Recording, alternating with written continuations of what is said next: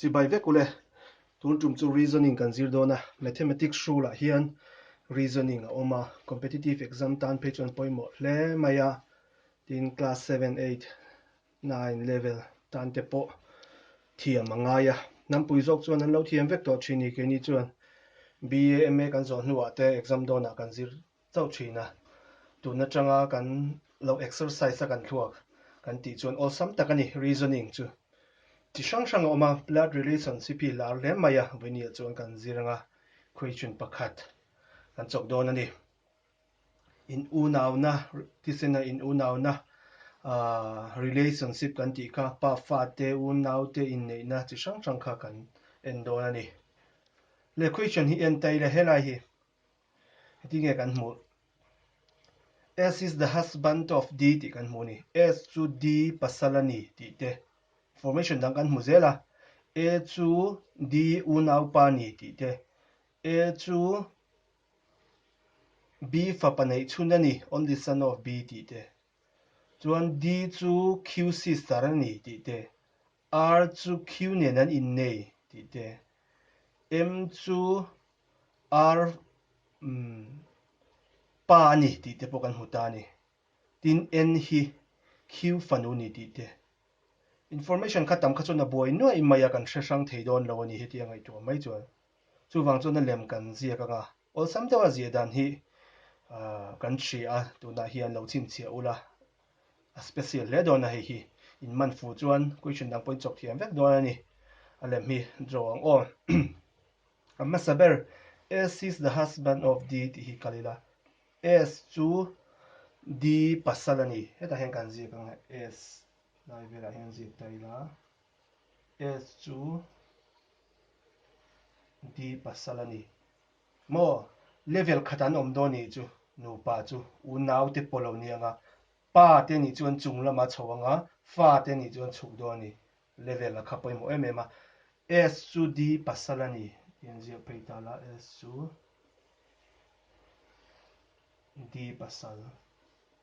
S hi mi pa nge me chia khapoi mo ta ni pasalani wangi mi pa le me chian ni hi poi mo em ema mi zo a chuan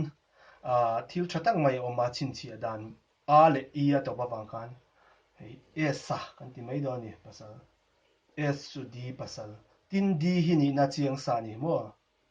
hei pasal ni chuan hei hi nu pui D i ti mai la D i hi chang kai le do ni tin hei level khatan om kan ti a u nau po khatian kan rin ve thei tho wang khan nu pa chu double line mang tai la chiang zola equal ti na te polo ne nga tro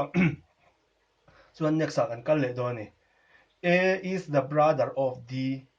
A hi D u nau pa ni mo D u nau pa u nau ni chuan level khata A chu D u nau pa ni chuan hei hi mi pa ni do ni chu A anti mayang chu ro A ti khan chin che ol ne nakina kan boy noi mayang a le i kan da lo hi chuan A chu D u nau pa ni kan kal zelanga hei kan zo le to a A is the only son of B A karon soi non le a chu B fa pa nei chun ani ti ani B fa pa ni don chuan B chu khoi lama nge kalang le A kha B fa pa ni don chuan B kha chung lama kal ngai tro B fa pa kan mu thei zelang chu mo A hi B fa pa he a chu khata dik ti ro B fa pa nei chun ala ti le ngani B hi mi pa nge me chi ani soi ri lo ani chu wang chuan B ti ringot mai anga fa pa ni khan nu fa pa ang pon lang theya pa fa pa po la ya khan nu pui la nei em pasala la nei em ti kha aron soi lo mai thei boka B ti in da tom mai la B fa pa ani e hi lo ti ta ni fa pa nei chun fa pa dang nei don lo ni chu chuan kan kal zelang D is the sister of Q D chu Q u nau nu ani en leng le D kan nei to a Q kan put do ni chu D kha ron soi non le ni mai D hi Q u nau nu u nau ani don chuan hei u nau an la ni zela tian phei mai se tro D hi Q u nau nu ni Q u nau nu ni về ngay ni tiền hay hay u nau pa hay u nau nu thì cả chiang mày ni Q u nau nu lâu ni ta ni chú D D kan siết to sa karon soi non le ni chú D ka u nau nu hay mấy chia đi chia Q hi mi pa nge mấy chia ni thì cả thì en ngau ngau chú chiang vak lâu ni D hi Q u nau nu ni atia Q ka mi pa po lâu ni se u nau nu vani don thawa D hi mấy chia po lâu ni se u nau nu ni don thawa Q hi mi pa nge mấy chia ni kan thre them le amaro chu heta information ma sa chi om to kha poimo a hi b fa pa nei chuna ni ti tlan he b tang hian a lo chuaka b in a hi fa pa ni si chuan he u naw ni chuan hei a fa nu ani ti na ni a b tan po q poi fa pakhat chu ni a chau khami pa pakhat chu ni si chuan hei hi mei chia ni nge nga ni kiwi kan thredia mang chu mo b in fa tu na hi chuan kan en china pathum nei ni chu mi pa pakhat mei chia pahnih lo nei ta ni chu chuan kan kal le anga r a ron soi bel ta r is married to q r le q kha in nei ati ani nu pan ni ati ani q kan nei to a q le engmo in zom don kan ti chuan in nei don double line mang le ila r is married to q r le q kha in nei ti ani q ka mei chia lo ni to si chuan r hi automatic in mi pa ni ngai ni tro r is married to q ano in nei ta ni chu in pa chuan kal le ila m is the father of r m chu r pa ani ti do ni r khan pa tur a pa tur chu chung la manga ya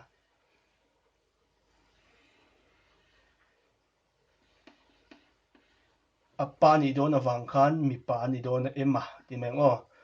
m is the father of r r pa chiang mai r ni na pa ni chu m chu tro m ni na chu fa pa don ti na ni ma r pa lo ni ta ni chu m hi ti zia thap phian a ol sam du a mu thei zia lang chu mo chuan heta hian a to bera hian n is the daughter of q ti khalo om le ta ni n chu q fanu q in fanu nei don chuan hnoi lama kal thai la n alo nia q fanu lo ni don ni fanu ni wangin me chia ti na n ni kan ti mai don chu q fanu lo ni ta chu ti chuan of information khalo zo ta a kan ti di ka nga hei hi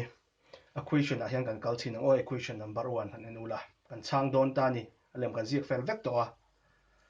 har salai kha kan ti zo to ni kan chang to mai do ni question number 1 in enge soile how is s related to q s le q in lai chin na s le q in lai chin na tin la khia chen tur chu s hi q tan enge ani ti kha poimo velu tu kania ale lingzonga ngai to hu ola s hi q tan enge ani q in engtin nge akowang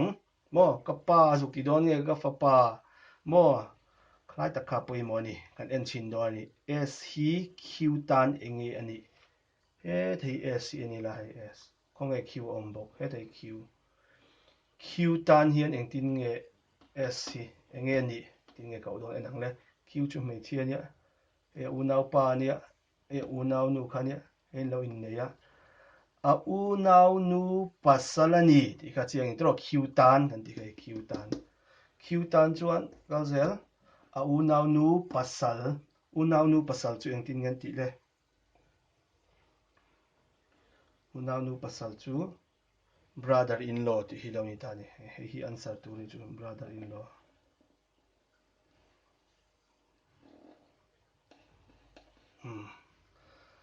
number 4 brother in law ti hi answer lo ni ta ni chu kan thiam zel ti ro le question number 2 siam lo kang o ti hian kan siam ram lo mai question number 2 a hian how is d related to n d related to n d le n in relate na n tan di hi enge ani tin kan enang o hi rapela n tan di hi enge ani hei di hi om wang ani n khan aron ko don ani mo da thleng oi mi alo ania n khan aron ko do di ka ama ai na upa ti chiang hei n chu hnoi lama om hi han ko wang do ni ka fanu azuk ti hei don mi alo a tin kan en chho do ni n chu hei en taila hei hi a chawa tunge ni nunge pa annu ni maya hei chian ya khiu hi